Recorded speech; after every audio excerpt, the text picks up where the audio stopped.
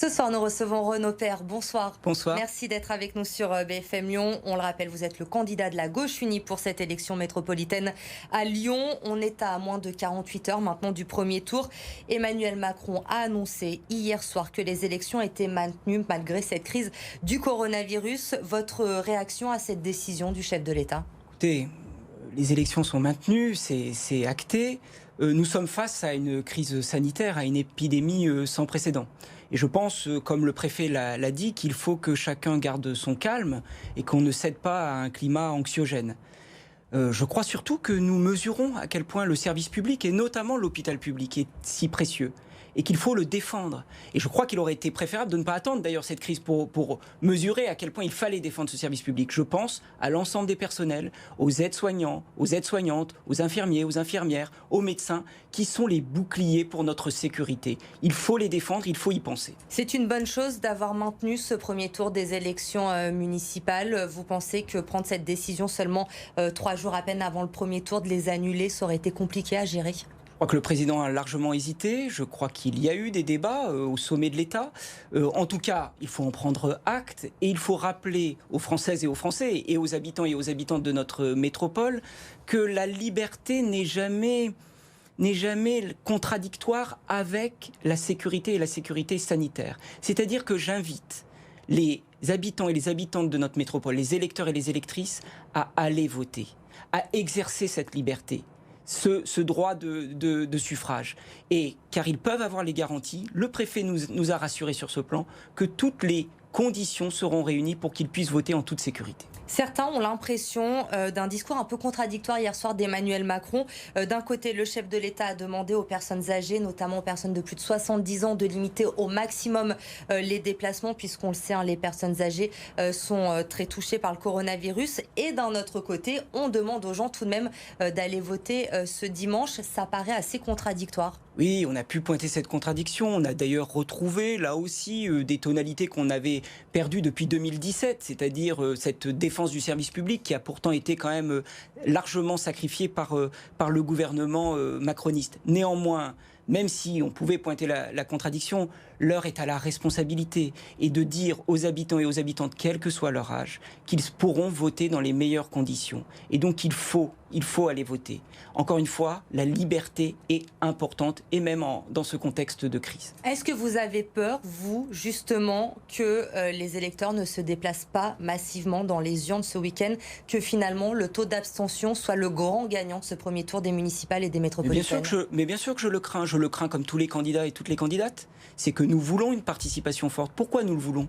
Parce que nous, cela fait des mois que nous essayons de convaincre de l'importance de nos services publics dans cette métropole, de l'importance d'un service public des transports en commun, de l'importance de la défense de l'égalité sociale qui est tant mise à mal dans notre métropole. Donc nous pensons que pour les hommes et les femmes qui ont le cœur à gauche, il est important de voter et de se déplacer. Mais je pense que les autres candidats veulent tous et toutes, l'exercice d'un suffrage. Ils veulent que les habitants et les habitantes puissent aller voter. Nous ne pouvons pas escompter une abstention. Il faut une participation forte. Il y a une incertitude sur le vote donc des personnes âgées pour ce dimanche. L'abstention, la grande inconnue.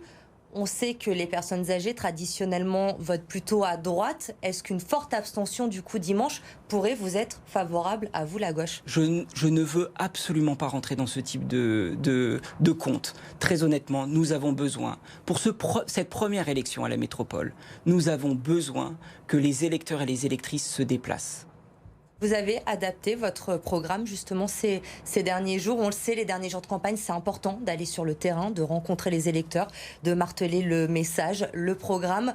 On a vu plusieurs candidats qui ont dû annuler leur meeting, notamment d'autres qui ont refusé de tracter pour cette dernière journée. Est-ce que vous également, vous avez été impacté, vous avez dû vous adapter à cette crise du coronavirus ? Oui, nous avons d'abord appliqué toujours les recommandations. Le meeting de la métropole pour la gauche unie était samedi dernier et on a appliqué évidemment les recommandations, notamment du gouvernement, sans aucun doute. Mais néanmoins, depuis hier soir, nous avons effectivement allégé. Nous ne voulons pas mettre la population en danger, évidemment. Est-ce que vous avez ressenti une crainte, une inquiétude justement des habitants de la métropole concernant cette crise du coronavirus ?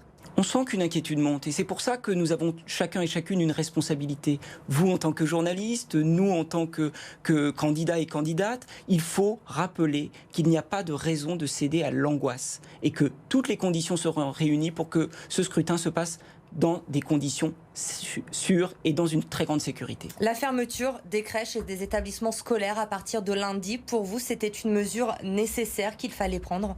Je ne sais pas et je n'ai pas toutes les informations qui puissent me permettre de vous répondre. Mais par contre, je pense aux habitants et aux habitantes de cette métropole qui, aujourd'hui, ont besoin d'être accompagnés. Je pense à ces familles qui ne savent pas comment faire garder leurs enfants. Je pense effectivement à l'ensemble des services publics, dans les transports et à l'ensemble des fonctionnaires et des agents de ces services publics qui sont les premiers à devoir faire face à cette crise et qui seront les garants de la solidarité de notre territoire. Et comment justement la métropole peut les aider? On le sait, cette crise va durer encore plusieurs semaines. Dans 15 jours, vous serez peut-être le prochain président de la métropole. Comment on peut aider aujourd'hui les habitants face à cette crise? Eh bien, vous voyez, ce matin, je rencontrais les indépendants du secteur de la culture. Ça va des professionnels du spectacle jusqu'aux journalistes. Eh bien, à eux, je les ai écoutés et à eux, je leur ai répété, je leur ai dit que nous prendrons les mesures qui seront nécessaires, c'est-à-dire notamment une caisse de soutien. Et ça ne se posera pas forcément qu'aux seuls indépendants du spectacle et de la culture. Il faut penser aussi évidemment aux assistantes maternelles. Il faut penser aussi à toute une série de professions qui sont aujourd'hui menacées ou mises en péril par cette crise du coronavirus. Si vous êtes élu président, il faudra intervenir. Vos premières mesures seront en lien avec cette crise du coronavirus? Ma première mesure sera, puisque j'applique le projet qui est le nôtre, et si les habitants et les habitantes nous font confiance, nous le ferons. Ce sera l'encadrement des loyers, on l'a dit à plusieurs reprises. Mais bien sûr qu'il faudra gérer cette crise. Et bien sûr qu'il faudra accompagner ces habitants et ces habitantes qui voient leur activité économique, leur activité professionnelle être mise en péril. Merci beaucoup Renaud Père d'avoir été avec nous ce soir, candidat de la Gauche Unie pour la métropole de Lyon.